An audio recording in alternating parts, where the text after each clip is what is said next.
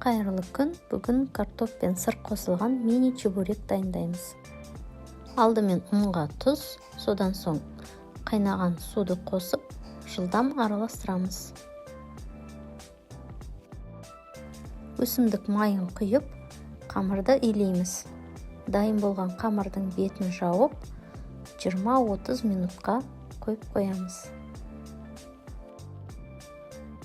Содан соң қайнатылған картопты алып, тұз бен сыр қосып, жақсылап араластырамыз.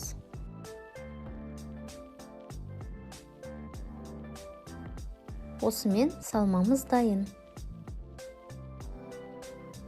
Содан соң қамырымызды жұқа етіп жаямыз.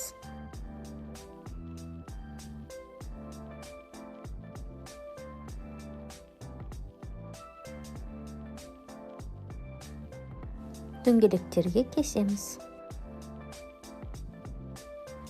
Ортасына салмамызды салып, шет-шетін шанышқымен жақсылап бекітіп аламыз.